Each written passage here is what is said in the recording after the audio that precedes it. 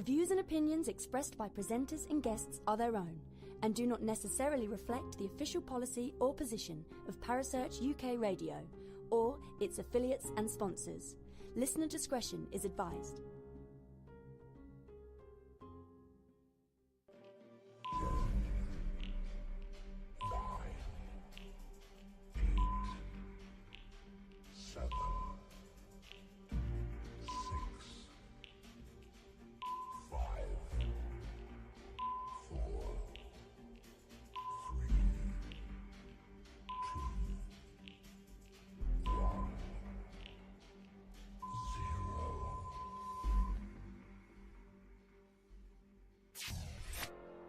You're listening to Paranormal Concept right here on Parasearch UK Radio with your host, Paul Brook.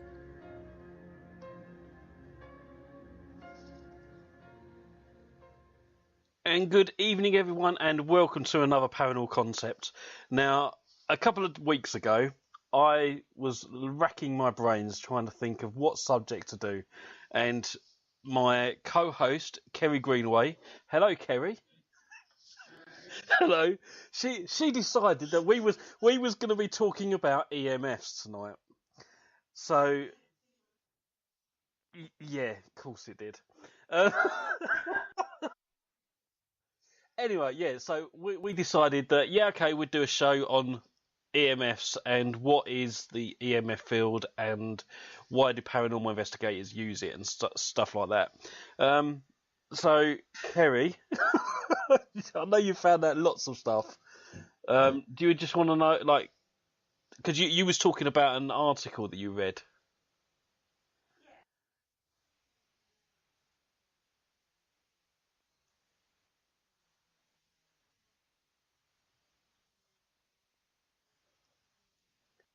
Electromagnetic fields on health, ultimately that was the whole point of the article. But it did give a rundown on EMFs, and that started me on this little journey that I put everybody on tonight. Okay. Oh, they can't hear me. You're on the output. I know everyone should be able to hear you now. Okay, so also joining me in the studio tonight is Kaz Rooney. Hello, Kaz. Hello, Paul. Hello, how are you? I'm good, thanks. How are you? Good. Yeah, I'm not too bad. Did you do any research into the EMF phenomenon? Yeah, a couple of things, but I do have a couple of things of my own that I question about it quite a bit. Oh, right, okay. So the questions, good. Keep hold of those questions because my next guest, Cole Hutchinson, he's with us and he's going to be hopefully answering most of our questions for us. Hello, Cole. Good evening, Paul. How are you? Yes. Feeling like a bit like the sacrifice horse to the donkey, you know? Yeah, blame Kerry. Bit worried, yeah. Blame Kerry totally. It was her idea. I like the way I'm getting this put severely on my back. Yeah, and it all stemmed from this article that you read. Yes, it did. It definitely stemmed from this article. As I say, it seemed like a good idea at the time. Yeah, not so much now, because you was up till 7 o'clock this morning doing A-level physics, was you not? A-level physics, degree level magnetohydrodynamics. Yeah. I've had a crash course. That's all I can say. Right. So, if anyone has got questions in the chat room, please feel free to put them down there, and we will ask Kerry because she's now done the A-level physics for you. So, Kerry, where did you want to go with this? Subject? Where do we start? Where should we start? Because it is a big subject, and you've done all the research. Well, I haven't done all of the research. I hope you guys have done some too. A tiny bit, you know. A tiny bit. I go out with these devices quite a lot, as do most paranormal investigators and ghost hunters alike. And you know, we'll talk about the Milligores and the numbers and stuff like that, and not many people do know what a milligauss is. No. So come on, Kerry, you should know this one now. Okay, right. Let's start right from the very beginning. Let's start with the physics of an EMF. Let's go physics. Okay, Let's get we'll our do the white physics. coats on and our safety goggles and enter the laboratory and actually tell people what is the physics of an EMF. What is an EMF? Anybody? No, Well, EMF is sort of a generic sort of term, really, but it actually means the electronic movement force, basically, which is the way the electrons flow in environment. A lot of people think it means electromagnetic field, etc., but the more technical name is basically all around the way that the electrons move in and flow in between wherever they are, whether it's from natural causes or whether it's from man-made causes.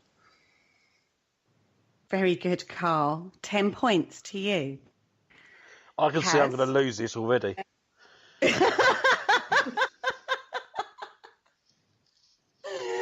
Okay. Right. Let me give you a little rundown on what I found out, because I went very technical with this. Oh, God. Right, okay. So a positive charge from wherever that comes from creates an electric field, and this radiates away from the positive charge. Now, if you have a current, which is a rate of flow of the electric charge, a magnetic field surrounds the electric field. Okay? So we have magnetic and electric fields. Now, depending on the voltage, depends on the strength of the electromagnetic field that's created. Correct. But there is another way that electromagnetic fields can be created. Now, if you have a changing electric field, even if it has no current running through it, it is just, in fact, it has an electric field, will create the magnetic field, right? And vice versa. So if you have a changing magnetic field, this thing creates an electric field. Yeah. So those are the two places that EMFs can be created. Correct, yeah. Yeah? Oh, thank Well you, done. Carl. I'm so glad you're going correct. Now, a seriously clever guy named James Clerk Maxwell. Now, Kaz, you're like this. He was Scottish. Excellent. Gotta love a Scottish. He was a scientist in the field of mathematical physics, and he formulated the theory of electromagnetic radiation, which brought together electricity, magnetism, and light as manifestations of the same phenomenon. Phenomena. Thank you very much, lads. Now, he demonstrated that electric and magnetic fields travel through space as waves moving at the speed of light. And he proposed that light is an undulation. I'm reading this little bit. Is an undulation in the same medium that is the cause of electric and magnetic phenomena. The unification of light and electrical phenomena led to the prediction of the existence of radio waves. Dun, dun, dun. Yeah. Yep. He Awesome. also realised that this can create a chain reaction, which makes electromagnetic waves have an independent existence from the original source that travels outwards. Okay, so if you think about a frequency being transmitted from an antenna, that's how it sort of happens. Yeah, and it's sort of in layman's terms, it's a bit like when you throw a pebble in a pool of water. The waves ripple out from the source of where the pebble goes in, and that's basically how the field or the force or the flow, whatever way you want to call it, reacts. So it will emanate out of a central point of where it's emanating from. So as it goes further, it becomes less and less and less as it goes further and further out. That's right. Now, Okay. when we talk just about before you carry on, All right, okay, sorry. We've got a question in the chat room. Richard Clements wants to know who would use an EMF meter. Would it be electricians, for example? No. Okay, there you go then, Richard. There's your answer. No. Well, I've been down this with an electrician. He didn't know what the hell I was talking about, quite frankly. Well, I think when it comes to electrician side of it, they basically look at it.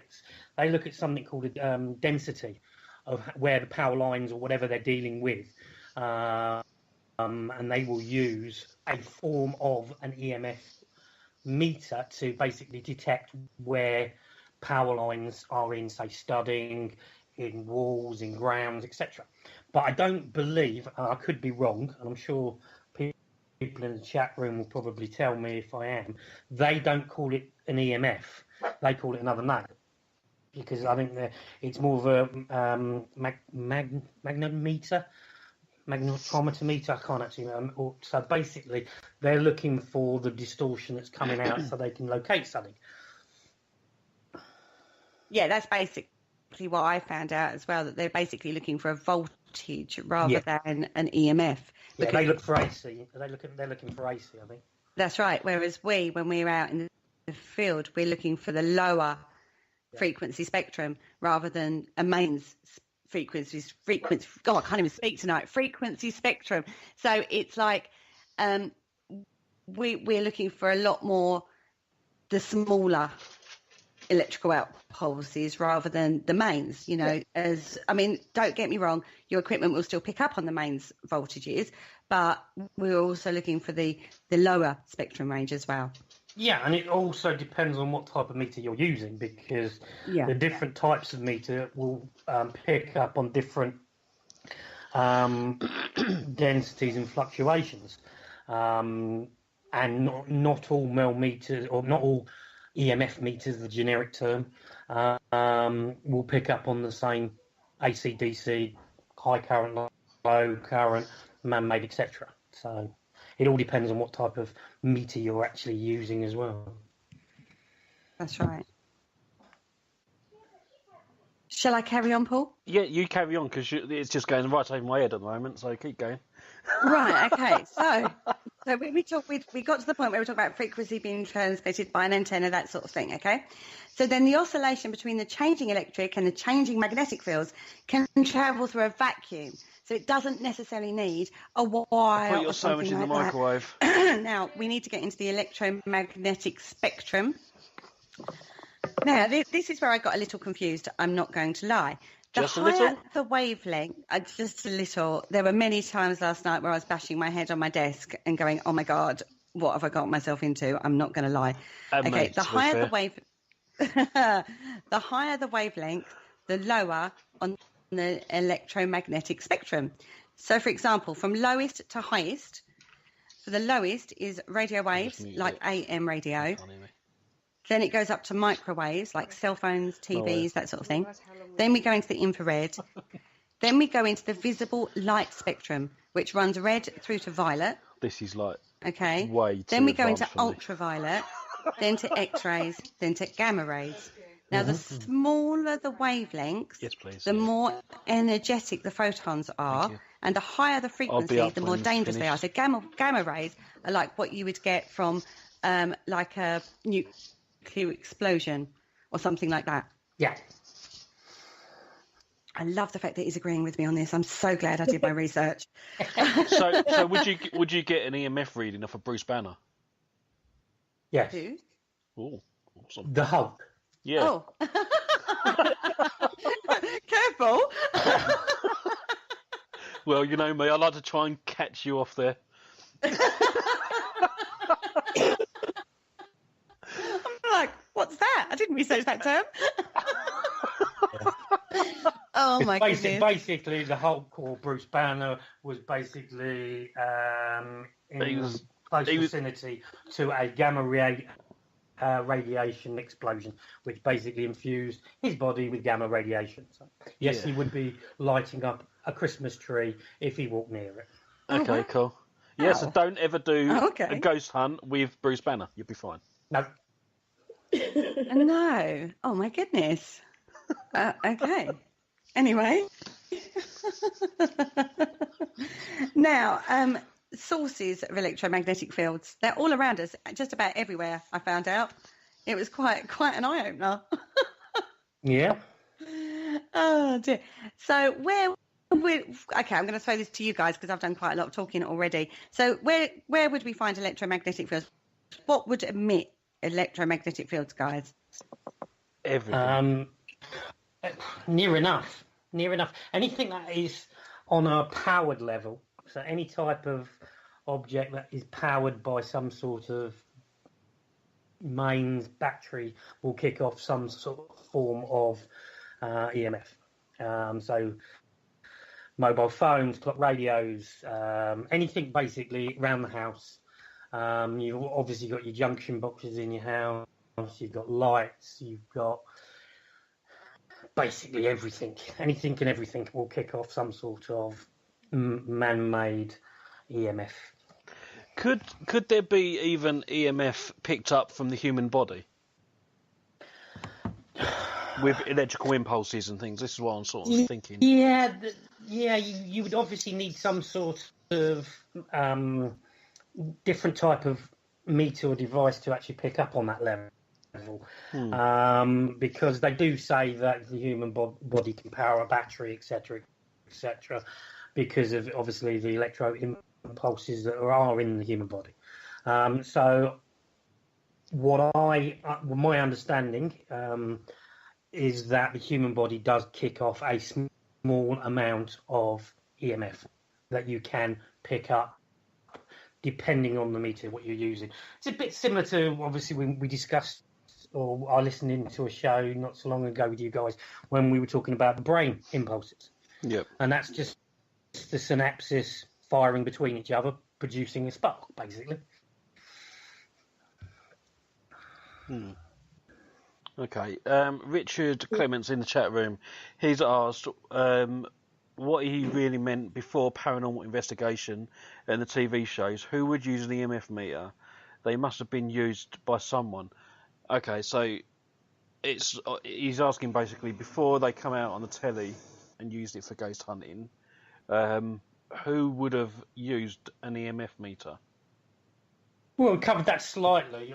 The company that basically behind the bit of kit that most paranormal investigators and most people in this industry will be aware of is the K2 meter.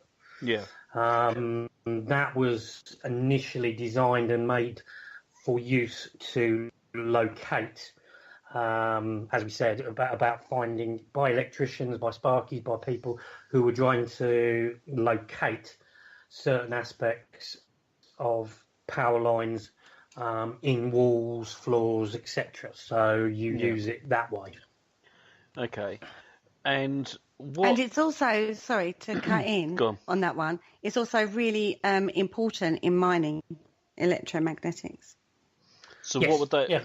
Why is it important in mining? Well, because when you're deep underground and you need to talk through to the surface, you need to take into account the electromagnetic fields and the interference that could cause. So that's where wireless and all that came into play.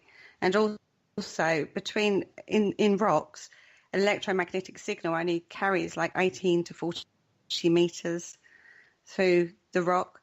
So it became really, really important to work with electromagnetics and wireless transmitting. Correct. Well done. You're halfway through to getting your A level. You know that, don't you? I know. I'm really impressed with myself. Yeah. Carry on. Yeah. Okay. Right. Yeah. We're totally threw me. Right. What was the thing? Someone else in the chat room, Ashley Nibb. He said that you also get natural ones too. We're talking about EMF fields. What does he mean by natural ones? Do you want to just explain that? Well, natural EMF can be generated by a few different causes. One of the most common natural causes of it is biometric pressure and the change in the atmosphere just before storms or changing the weather. That can produce a natural EMF flow, because obviously the way thunder, lightning, I always want to say very, very frightening, but that's, and then Galileo, but that's a different story. But yeah, there's the whole aspect, because of the way things are done. It's way they basically, thunder, lightning is basically the charge of atoms in the cloud. So they, from what we've just discussed earlier, is that if you charge something, it then produces a field. So that would be one of the main natural manifestations of it. So excellent, cool. Kaz, did you said you had a couple of questions you wanted to ask?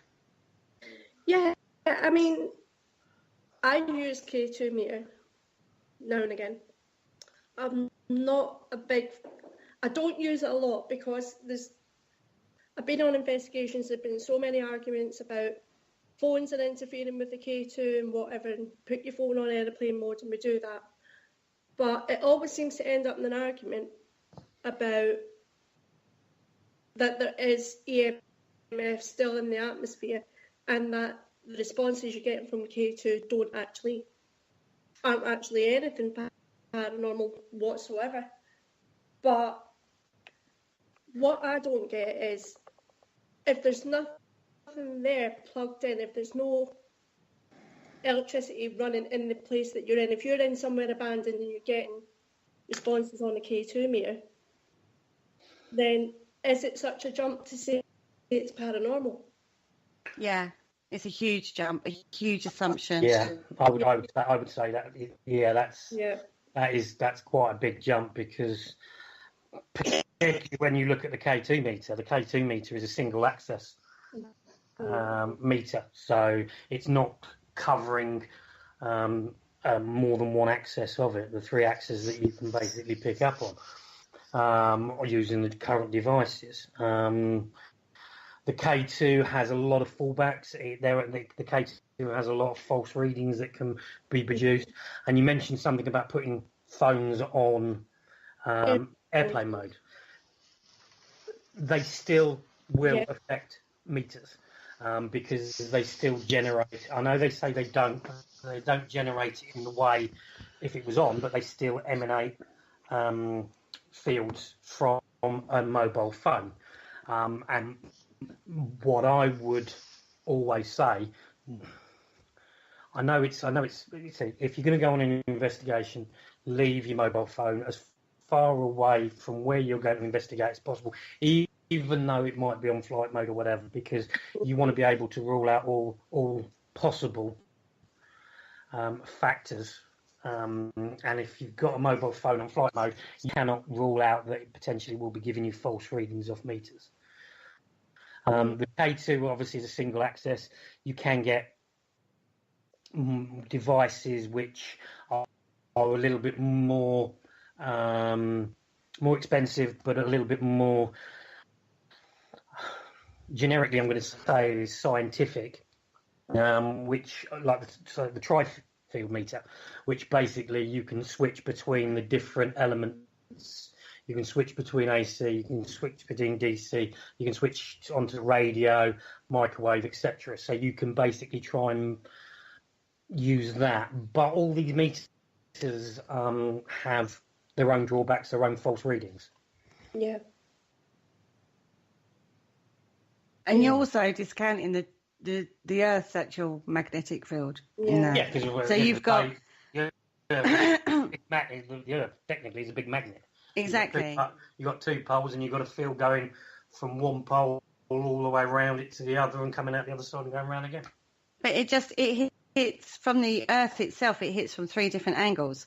Yep. So you have what comes in from space into our atmosphere. We've got our atmosphere itself, and also the Earth underneath, what's happening underneath the Earth as well. So even if you discounted every single electrical appliance and mast and mining issue out there, you would still have the Earth itself causing interference at some point. Yeah, unless you were in a some sort of leaded tomb, basically. Yeah. Out anything, or a giant Faraday cage. But even that isn't completely infallible. No. A Faraday cage isn't completely infallible. All it is designed to do is to block EMFs from electrical pulses. Yeah. And unless you've got a complete continuous covering of conductive material, you are not going to be able to block every single EMF going. No. So even that is, a little. You have to be really, really sure. You really, really need to know your location, and the meteorological conditions and the geological conditions and everything at the time. And that's kit that, quite frankly, you're looking at a heck of a lot of kit that you would need just to measure all of that, just to discount an EMF field. And a lot, and very, very expensive, and potentially not very mobile. Yeah, exactly. So they are useful in regards to if you get a fluctuation of EMFs in the environment, it's useful in regards to saying, yes, there's been a fluctuation in the environment somehow, but then pinning down what that fluctuation was and what caused that fluctuation is not easy. No. And you can't jump to the assumption that just because you had a fluctuation in an EMF field, like a hit on a K2 or the other appliances that are out there, that it is paranormal. No, okay, there's no scientific. Okay, go. And I was just going to say, Ashley Nib in the chat room again. He's playing devil's advocate now. He's asked, why do we associate EMF with the paranormal? Who's to say they have anything to do with it at all? Oh, now there is the crux to the matter. There is the big elephant, the white elephant in the room, because there isn't any scientific research or case studies to indicate that spirits, ghosts, whatever you want to call them, can manifest using the electromagnetic field.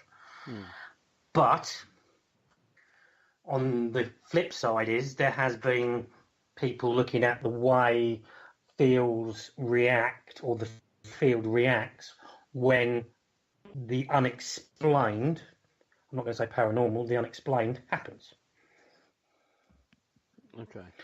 Because there's a lot of people out there, which I think is a little bit of the crux as well of it, is that they've been told by either watching TV, going on the internet, that ghost spirits basically use the EMF to basically create or produce activity or manifestations, etc., etc., etc. But at this precise moment in time, there isn't any scientific proof that that is the case, because obviously it's an unproven. What we do is an unproven science. I was going to say, I mean, there's so many causes for the EMF field and fluctuations. It's not worth really even counting as evidence, unless obviously they can discount the atmospherical pressures and things. So yeah, it comes down to doing your due diligence and your baseline readings, your monitoring of the environmental changes all the way through the investigation. What it is useful for, though, is building up data. Yeah. So when you get fluctuations on your EMF field, then it helps you build up that data, which gives you a better picture. If you can pin it down as to what that was, then it gives you a better picture of why. Particularly if you get activity occurring at the same time, then it helps you build up a picture. That's all it does. It's helping you build up a picture. So it's helping you to build up data. Would it also spike if there was like a solar flare going on?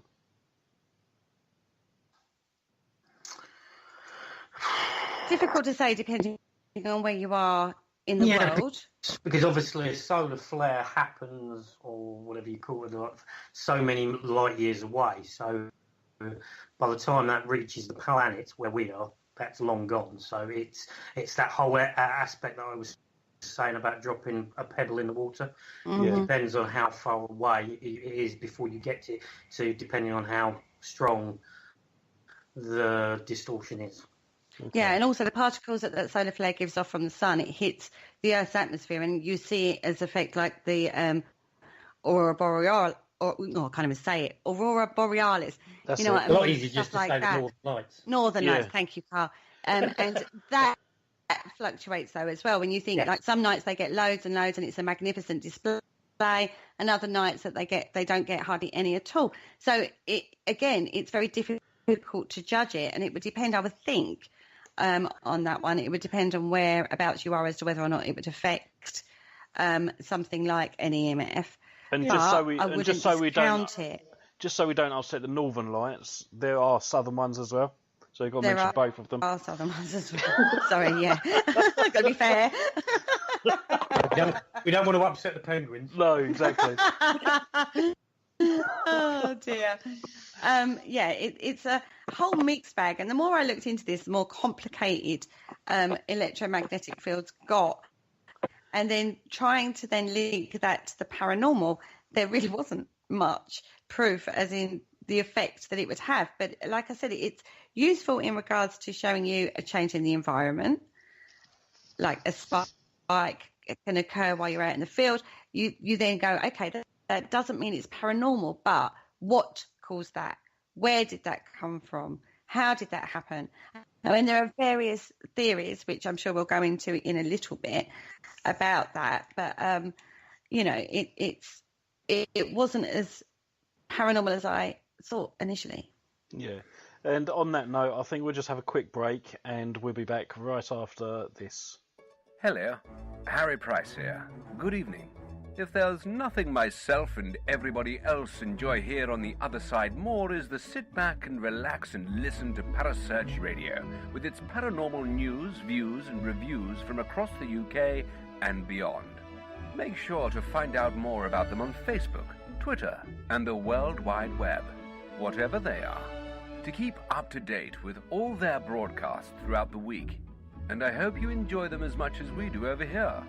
Hello? Is anybody there?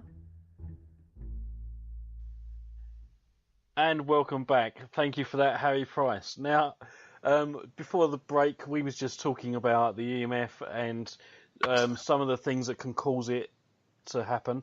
Now, I've always been told that there's always been side effects to being in the EMF field. Do you want to just run through that, Kerry?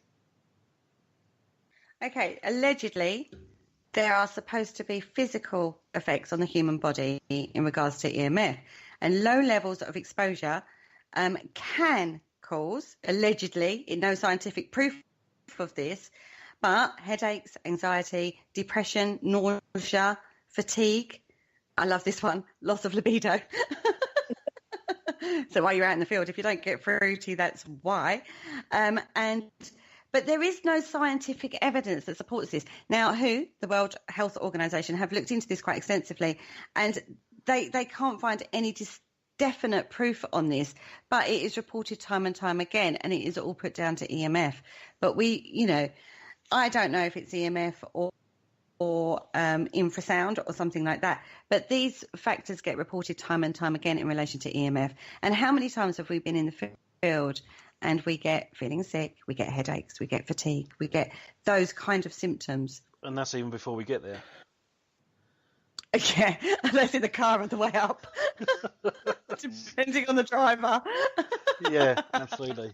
So, I've always used that. I say, there is no scientific proof. Yeah. No, there's no scientific proof, but I would say it's more. You covered on it quickly there. It's. I would say what the side effects that you've just mentioned, particularly the one which I'm fascinated in a little bit more because of the way people who experience and say things about what they've witnessed is the paranoia aspect of it, and I believe in my own thoughts is that's more ultrasound that affects the brain waves that way. Yeah, would to it be honest, ultra, or would it be infrasound. Infrasound. Sorry. Okay. Yeah, I was going to say exactly the same thing. To be fair, because there are a lot of teams out there that will go to these places, pick up the EMF field, then the people that live there say, "Oh yeah, I feel dizzy, sick," and they go, "Oh, that's because you've got EMF spikes, it's spirit," and that's not true whatsoever. But they're not. They're not on a example of that. I would say they're not coming at it from a medical point of view either, because all those symptoms are quite indicative of other injuries or even medical conditions that they should definitely get checked out by the doctor. And I've always said this to everyone that I come in contact with who claim they got EMF and they're affected by it and stuff. I'm always like, just go to your doctor, get checked out, get checked over, have tests done, because that's always been front of my mind. And then we can start ruling things out and see whether or not we can get a paranormal explanation for it. But I always look for the logical first.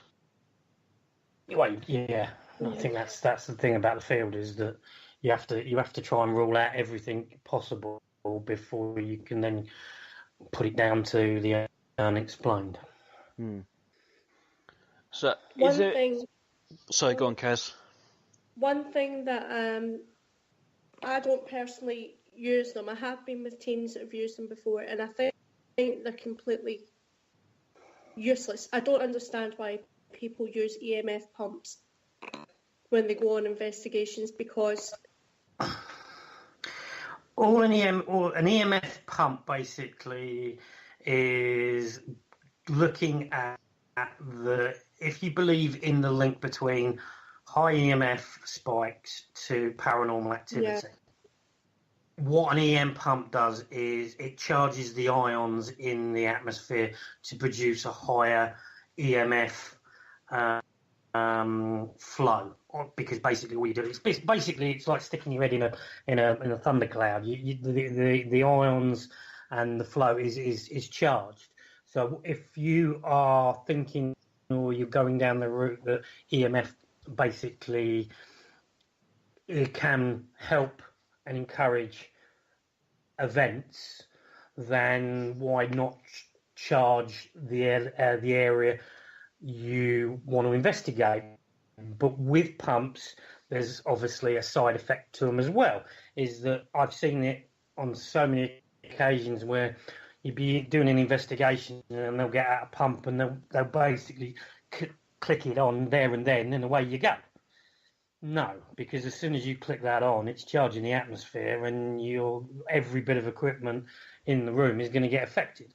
If you're going to use a pump on an investigation, put it in there an hour, 2 hours before you physically go in there, and make sure it's away from the area that you're going in a long time before you actually going in there. So you just charge the ions and then get out.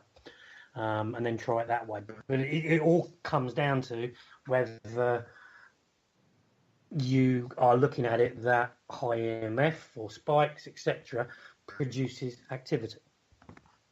See, that's why I think they're completely useless. I don't think they actually help in any way when you are investigating, which is why I personally don't use them, but I do know different teams that do use them. I don't see the point to it. I really don't. The thing is, there is one theory that spirit or ghost or whatever you want to class, that as, uses the magnetic spectrum rather than the electric magnetic spectrum. Yep. Yeah. Right? So if you use an EMF pump, although you're boosting both the electromagnetic field, so you're boosting both sides, if you're boosting that, if the theory is right that they can use their magnetic fields to come through, then it increases activity. But there's no proof. It's a theory. It is. It's all a theory. Yeah, I mean, I personally, I don't use an EM pump. Again, I don't see the point of them. They're just a box with red light on it. Totally boring. So what I use instead is a what they call plasma ball. That's it, and it still pumps out high EMF, but you've also got the visual electricity coming from the central ball, and if there is a spirit there using that energy, whether it be magnetic or any other type of energy that it throws out, then it should be able to affect the electricity that's coming out of the central ball. So it would be a more visual thing rather than a EM pump and a red light. I'd just an EM pump shouldn't be. An EM pump is a tool to basically charge a room. It's not. Yeah. Shouldn't be used as part of an investigation, i.e., say you're using it to at the same time you're investigating, because that's not what they're designed for. When you talk plasma balls and stuff like that, that is what you say, like a visual effect of showing the electricity, and you can get it where it touches, it moves, etc., etc., etc. So the two different elements. An EM pump is like an EMF vortex. It's basically used to charge an area before you go into it to see whether activity will happen. If you then believe that EMF, magnetic or whatever flow or whatever axis you're trying to look at produces activity. Yeah. So, Kerry, what else did you find out? Well, or have you now got to the end of your research? No, because when I was, I touched on the Earth's magnetic field, because obviously that is more my baby than anything else, really, to be fair. Yeah. Now, like I said before, the Earth itself is incredibly electromagnetified. I made a little word up there, guys. Did you like that one? Awesome. I love that one. That'll be in the dictionary next week. I know. I'm making my own dictionary as we speak. And this is variations in electro and magnetic fields, which is coupled to changes in particle density. So it makes a difference as to regards to, the environment you're in. Now, I know everybody hates the fact that stone tape theory, but this is where I kind of sit in with crystals and minerals. And when you start looking at magnetic fields and crystals and minerals and stuff like that, it lends a little bit more credence to the fact that maybe they're recording on a magnetic level the events that have occurred, if you know what I mean. Yeah. So that's sort of where I went. That's sort of where, I think a lot of the other factors you pick or put down to natural causes or other factors that you need to discount previously, but I do think the geology and the meteorological, I can never say these words, factors are really, really important. We think they're incredibly important. Before the show we were talking a little bit in the atmosphere that you can't necessarily hear. Well, could spike a storm that has occurred 50 miles away creates an electrical charge in the atmosphere 50 miles away. You won't necessarily hear or see that or know that that's happening, but that can cause a spike on your EMF. Yep. Because it travels. Yeah. It's like, as Carl said earlier, it's like throwing a pebble in a pond and think of the ripples that come out. Very, very similar to how electromagnetic works in the natural environment. Seismic activity, an earthquake could happen halfway across the world, the entire core of the earth. You won't feel it, you won't see it, you won't even necessarily know about it, but that is going to cause a magnetic field. See, that is going to cause something. So basically, then any hits on the K2 meter, you really can't ever discount a natural phenomenon. No. Because there's always going to be a thunderstorm somewhere on the planet. Personally, if it was me, I wouldn't use a K2 because the K2 has too many fallbacks and reasons for false readings. Yeah. And something that I've noticed, which we can possibly go on to and see what people in the chat room think, is using an EMF meter as a communication tool. You've all seen it, flash once for yes, twice for no, and all that sort of stuff. Yep. Where does that come from? And I did when I was doing my research. It looks like it was the amazing Chris Fleming who basically did it on an episode of Ghost Hunters back about 10, 15 years ago, that used a K2 to basically get communication with a spirit in his terms. But and then obviously that then spawned a lot of things that started to come out in the field, where you've got like the Ghost Pro meter, which basically will flash once for yes, twice for no, and all this sort of stuff, and other devices that suddenly appeared. But I personally think that if you're going to use something that is less likely to give you false readings, go away from a K2 meter. Yeah. I can understand that. Sorry. No, sorry, Kaz, you go for it.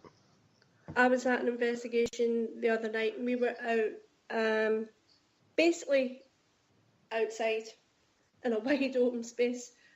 But some people were using K2, but they were also using periscope meter. Yeah.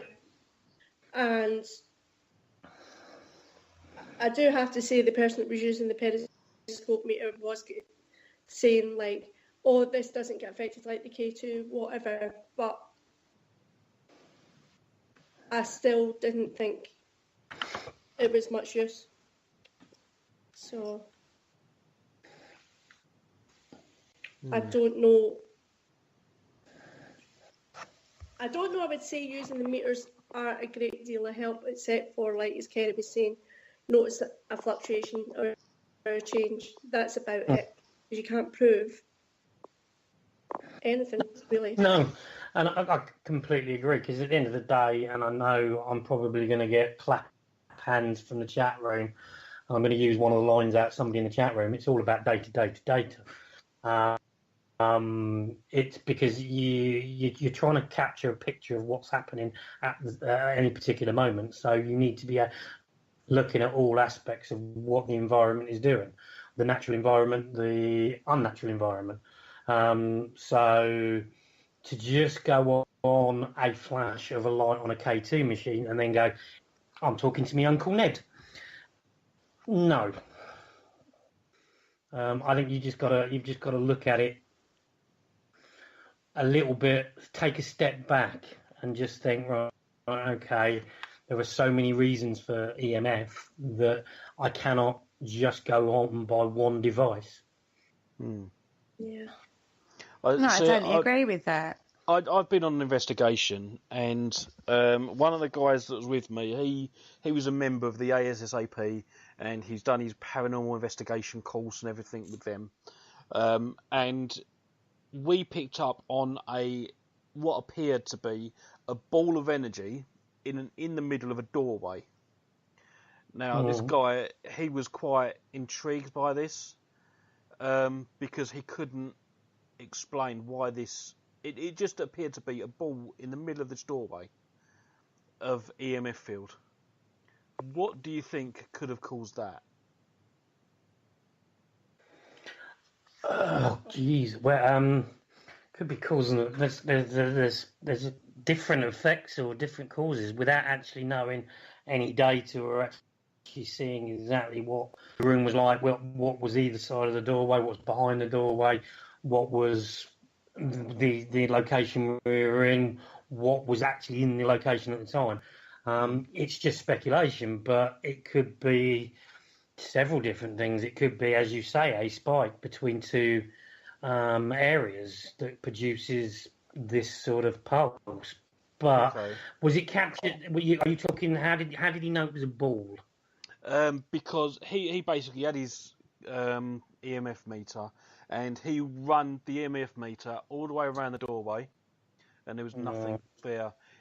But you run it from the top of the doorway through the middle and to the floor, and we just sort of come to the conclusion it was a ball. It just appeared to be a What type of EMF meter was he using? Do you know what? It was about 6 years ago. I can't remember, but because that that can also have a factor into it, because in layman's terms, what an EMF reader is, it's just a simple wire core which is wrapped around a conduit core, and that you move it around, and basically you can then pick up on the different types of energy because it charges up the core and thus giving you the readings. So technically, one of the fallbacks of a K2 and a couple of other things, one of the fallbacks of the millimeter, the digital reading, which gives you it, is that if you move it too quickly, you are producing false readings. Yeah. So unless it was the same speed going up and down and left and right, etc., you need more data on that, and it's difficult to actually come up with a reason why that was, unless you were physically there and you experienced it at the time. Yeah. I mean there's a good point. Yeah, I was going to say, Ashley in the chat room, he's asked if there's a magnet lock on the door. There was no actual door there. It was the door frame. It was just a frame. Because it was going from the front room to the kitchen. They'd taken the door off, and it just appeared that we couldn't see whether or not there was any... it went into the kitchen. Do you know what I mean? It just... Was there a light switch? Not that I remember. As I said, it was going back 6 years now. You look at most houses. I'd say possibly. I'm good because I don't know. But I would say if would a light switch cause that? Because we couldn't find any way that it was reaching any further out than the centre of this doorway. Well, all a light switch is, it's an on-off. It's basically changing the current. So potentially you've still got a current running through it. Yeah, but then surely wouldn't it, rather than jump over, so you can't detect the middle bit? Do you know what I'm saying? It's yeah. To be like a tunnel effect, for want of a better word. I see what you're saying. Yeah, but if you, for example, from the source to where it's detected. Yeah, I can understand what you're saying, but I just couldn't. I didn't understand it at the time, and it was this ASSAP guy that picked it up, and it sort of through him, he was really quite interested about that particular piece of evidence. But we couldn't explain it,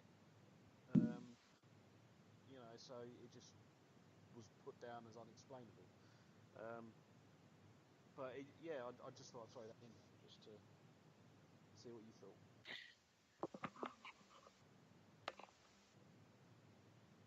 Silence.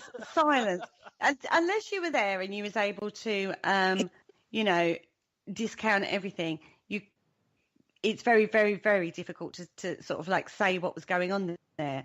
But if there was a hidden wire behind the wall on either side of the door frame at that level, we've talked about EMFs being able to travel through a vacuum. You know what I mean? There's all sorts of factors you could have looked at, or needed to be looked at. And also, was it a sustainable, and I'm going to air quote, bubble? It was there. It was what appeared to be a bubble of EMF charge. But what I'm saying, was it sustainable? How long was it there for? Was it there momentarily, or was it all the time? Quite a while, probably about 10-15 minutes, and then it just vanished. Then it just went. Yep. Disappeared. Yep. So I don't know. I really don't know what caused that. No. But I will still put it. But like I say, you have to look at so many different factors in regards to EMF fields.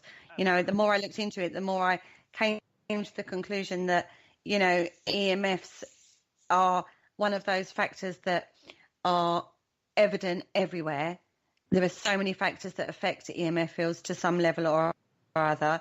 There's so many different levels of EMF that you can pick up on in the field. I mean, we talked at the beginning of the program about, the spectrum, the electromagnetic spectrum, and what, where it sits.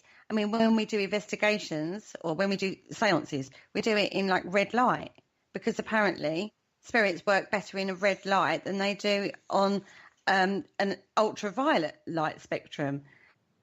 And yet I've also heard people talking in the field that they've turned their cameras onto ultraviolet and picked up more I'll use the word loosely, evidence.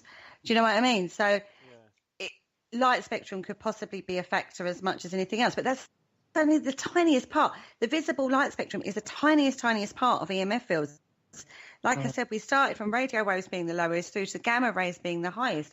So you have got so many levels that you need to discount before.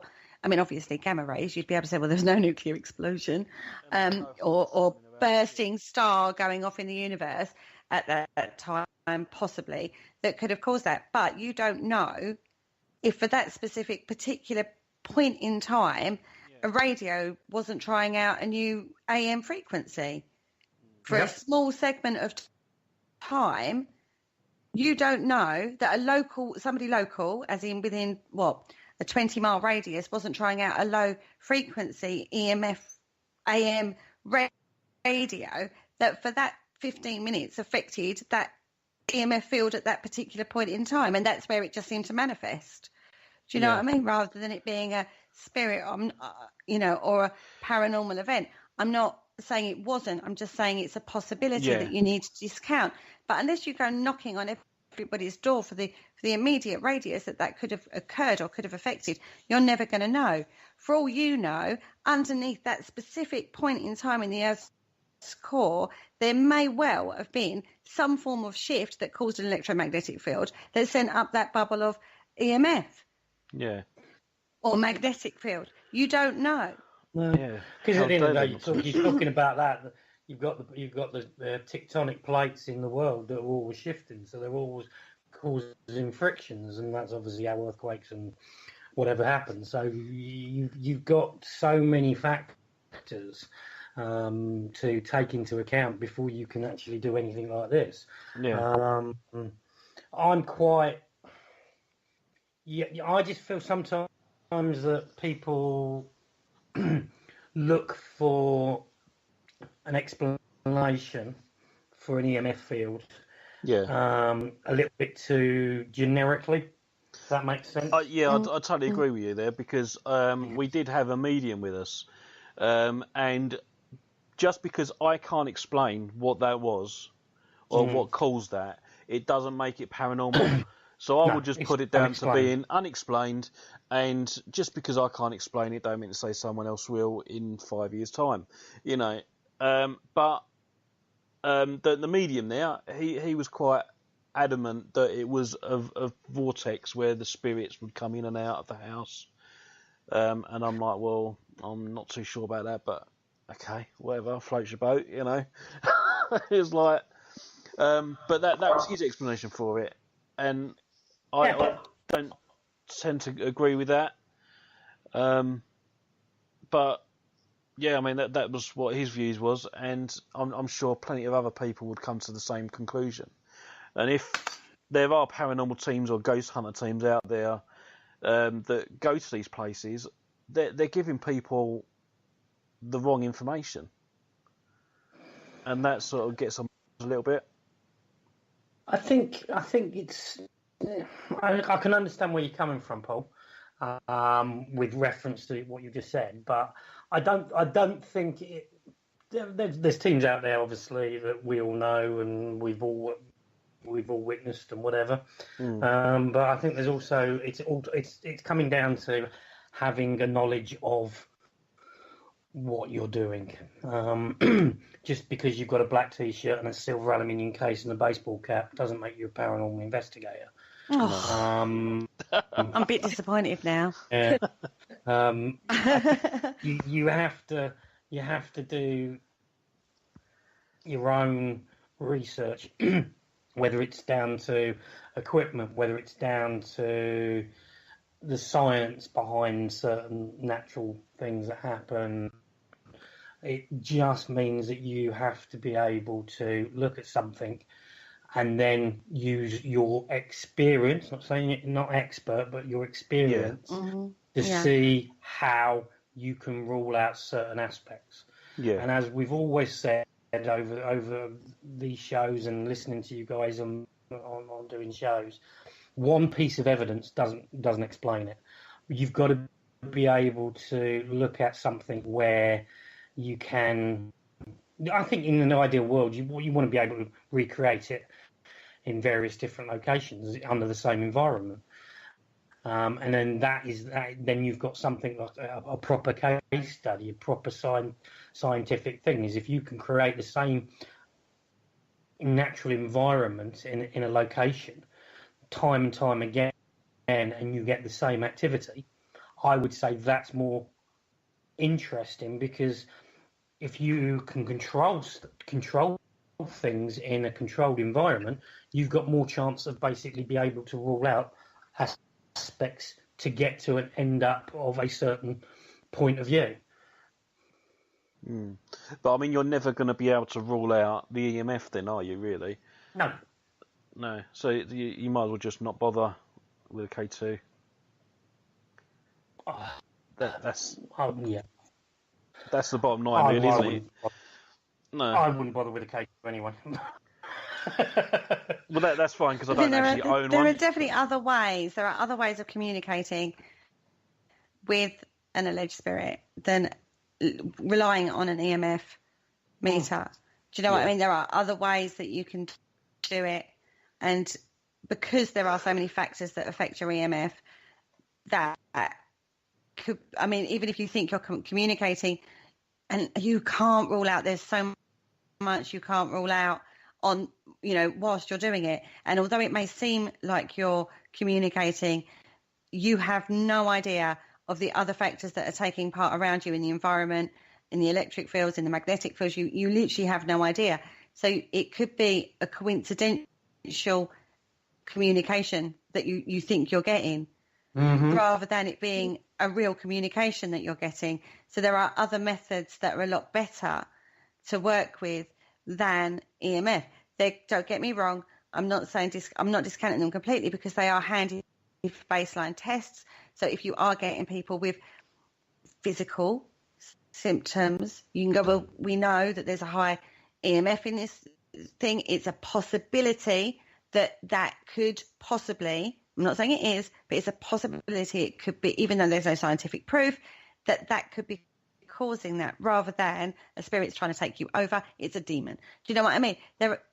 You have to be so open-minded and so aware of other factors when you're working in the paranormal field. To just take a flash on a K2 as evidence that you have got spirit communication is absolutely ridiculous, in my honest opinion. I think when it starts coming down to people's medical outlook, when they start getting dizzy, feel sick, stuff like that, I think it is very, very important that there is a first aider on every team, because I had an experience with that, and I'm the medic for my team. And we was at Fort Amherst, and we had a lady come to us, and she said that she started feeling lightheaded and dizzy and feeling sick. So she came out, we took her out of the environment, because just in case it is spirit, we've taken her out of the environment, and we took her to the hub room. And because I was the medic, I was there able to ask her the right questions and find out a little bit more about her medical history. And she was actually diabetic, and what was happening was her sugar level was dropping. So I was able to get her some drink with loads of sugar in it to boost her sugar level up. And after about half an hour, she felt fine. But if there wasn't a first aider on that team, and they assumed it was spiritual, then that woman could have been in real serious danger. So I'm quite, I've always got that foremost on the top list of everything. It's like you say. It's also, like you say about a medic. I would also put another flip onto that slightly. It's also how certain foods and drinks that you will consume before you go into an investigation can have the different effects to the human body as well. I agree. At the end of the day, we've all been there, we've all done it, because it's long hours. We survive on energy drinks. Not me. Not me. Well, I know some that do. Yeah. I know Yeah. I know a lot of people in this field who basically will, in the past, have survived on energy drinks because of the amount of hours you're doing it. That's true. No, you aren't wrong. Yeah, and those particular aspects of diet, food, what you intake to what actually physically happens to the human body can have an effect on you that potentially somebody else or you are going to jump to the conclusion it's spirit when it's not. It's like you say, it's sugar, being diabetic, sugar bloody, or whatever. So that if we are going to move this field forward a bit, you have to take in every possible aspect to doing it. And one thing that I would say is public events, private investigations are two separate entities. Yeah. That I think sometimes get blurred because people presume that they're both exactly the same when they're not. They're completely different areas, they're completely different environments, and they should never be put in the same pigeonhole. No. Oh, I completely agree. We've talked about this before a few times on Parasearch, but your body, we've talked about your body, sorry, bringing this back to where we're going with this show. We've talked about your body being the best tool, but you need to keep your best tool, which is your body, in the best condition that you can. That's being aware of your emotional state. That's being aware of your physical state. I mean, your body is full of electrical impulses as well that come from your brain. Anything that can interfere with that is important too. So you pump your body full of sugar or, from these energy drinks or high processed foods, then this is going to affect your emotional responses to things. I mean, you go out on an investigation, your adrenaline kicks in. You might get into a fear factor that can cause anxiety. There's lots and lots of other factors that you need to take into consider when you start getting a physical response, rather than just jump into the conclusion that it could be a spirit that's affecting your body. And these factors are important. They're just as important as, the history of the building and stuff like that. You need to be really, really aware of you personally. Take self-responsibility for it. It's the preparation, isn't it? It is. It's all to do with preparation. And if you go to a fast food outlet and pump your body full of refined sugar, it's going to affect your emotional and physical responses to situations that you're going into. If you then keep topping up that sugar buzz, as it were, throughout the evening, then you could find yourself becoming heightened in your responses to things that are normally, quite easily explainable. Yep. And then you can then, as Ashley has just said, it's, psychological contagion can occur as well. So the way you're reacting then affects somebody else, because why are you fearful?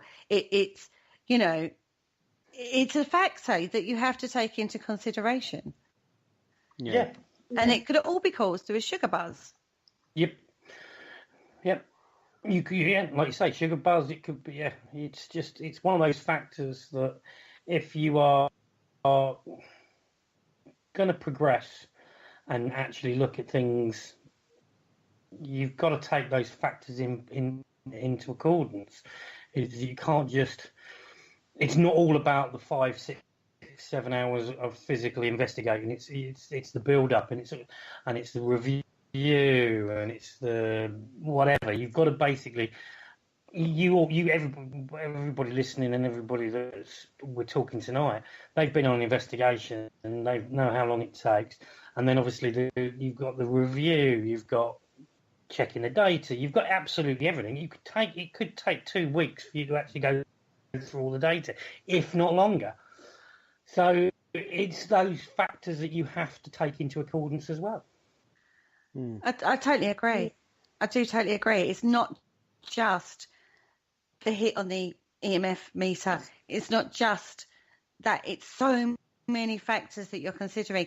I mean, we've really pinned down EMF tonight. We've looked at it in relation to all sorts of factors that can affect it, and how far it can affect and stuff like that, from environmental through to, like natural to man-made means. And unless you discount literally every single factor, even down to the electrical impulses in your body from food and stuff like that being heightened, you can't jump to the conclusion that what you've got is paranormal or unexplained activity. Yep. Absolutely. Totally agree.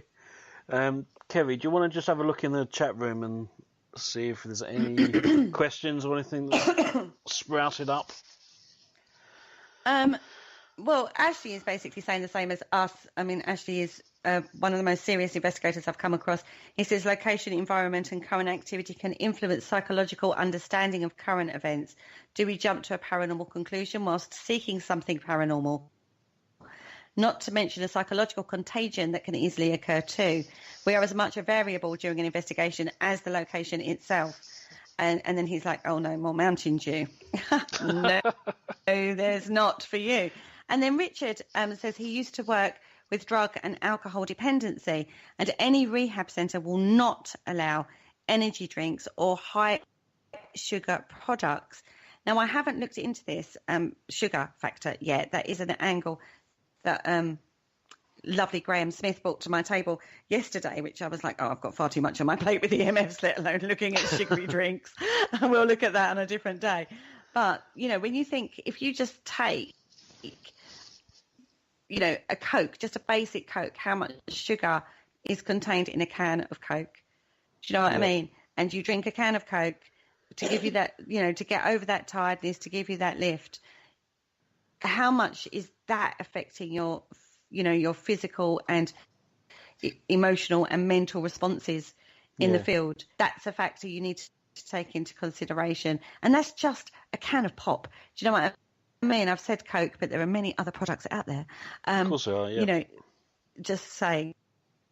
And fast food, you think of the sugar that's involved in fast food. So consider what you're eating, consider what you're drinking, consider the environment, consider the other natural, you know, lights and phones and all those other kinds around you before you start jumping to unexplained activity. Yeah, it could even be just down to the sheerness of a long drive to a location. Yeah. How many of us have jumped into a car, driven 5 hours or 4 hours, whatever, gone straight into an investigation without taking a breather? I think that's another factor. I always try and get to a location in plenty of time, so I'm not tired. I would never jump from a car into an investigation because your body is reacting to the hypertension of you driving. So you are reacting to driving a vehicle where your senses are heightened because you're concentrating on the road, etc., etc., etc. And you jump straight into an investigation and you're going to have the same effect. Tiredness is a big key.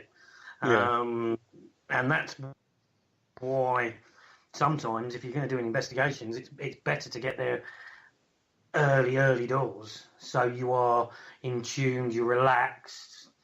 If you're into the whole meditation and grounding yourself, etc., etc., you can do that straight. You can do that in your own time, or if you want to walk by a stream, or we want to do whatever you need to do, instead of literally opening the car boot, grabbing your cases, walking straight into an investigation, and bang, you're off. But you're also heightened. The minute you turn up to a location, you're heightened. You're excited. Your adrenaline's flowing. You know, the anticipation of that investigation is with you. Do you know what I mean? It's absolutely, you know, I know how I feel when I get to an investigation location, and you have to settle down. You have to then go, okay, so this is where we, for example, you're in caves. You've then got other factors to consider, like pressure and claustrophobia and air quality and all sorts of other factors come into play. Yeah, sure does. Rather than just walking in and going, right, we're going to set up we're going to set off locked off cameras there and we're going to do this. And the first hour of an investigation is very hyped up because you're setting up equipment, you're looking at the location, you're excited, you're finding your bearings, you'll find people running around, checking it out, having a look around, and then, you're setting your kit out and you're deciding where you're going to go, and then you get down to the bare bones of it. And then you go, it all quietens down, and that's when things start to, settle down, and then you can go, right, okay. But if you're already on a sugar bars or something like that, or you're tired, like you say, from doing 5 hours driving, it's not just the driving you've considered, it's then that period of time when you arrive to set up to actually start properly investigating.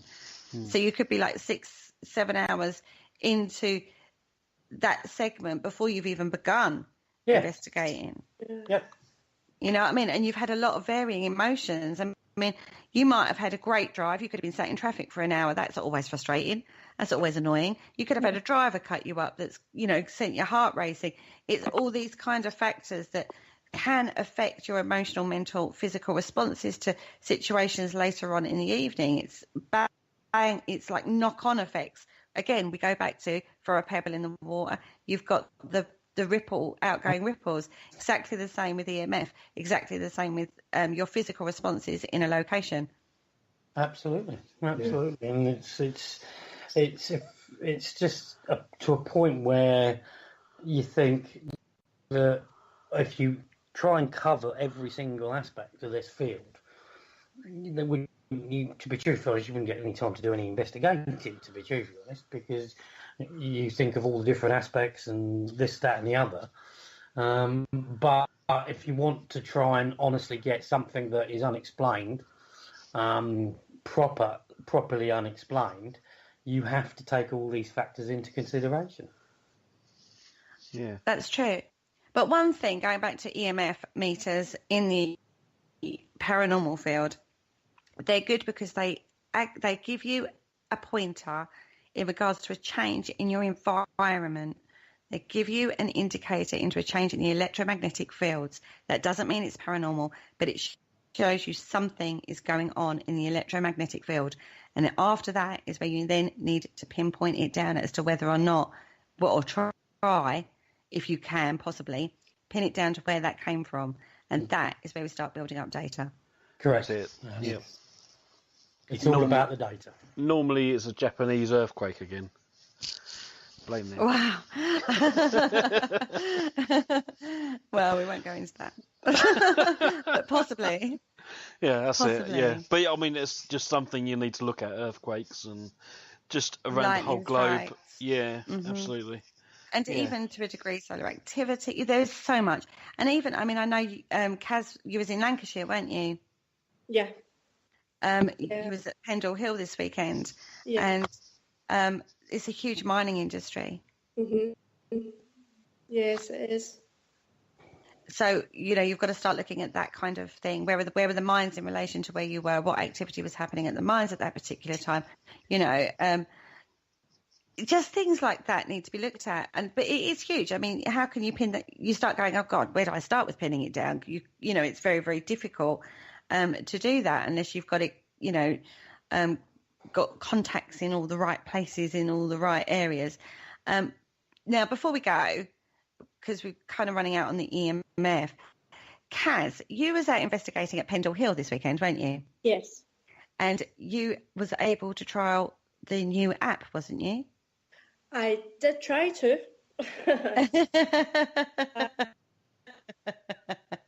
What we found was the location that we were actually in.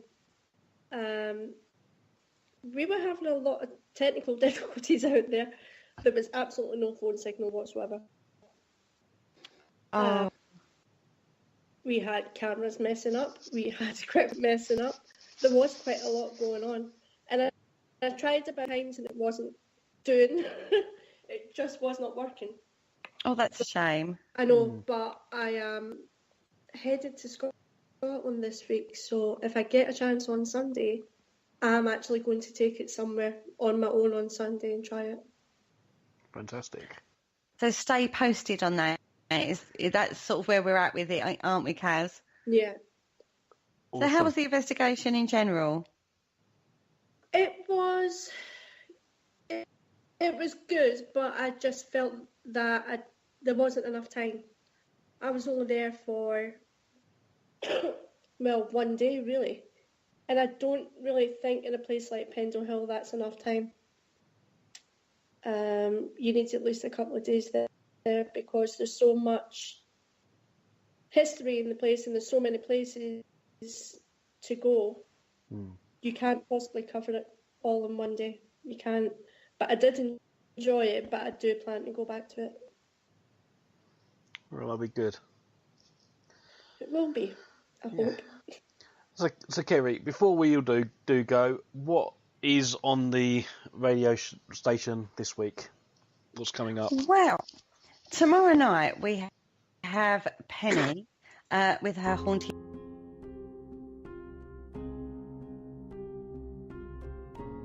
Thank you for listening. Don't forget to join us for more shows throughout the week. Find us on Facebook, Twitter, and the World Wide Web to keep up to date with all the shows right here on Parasearch Radio.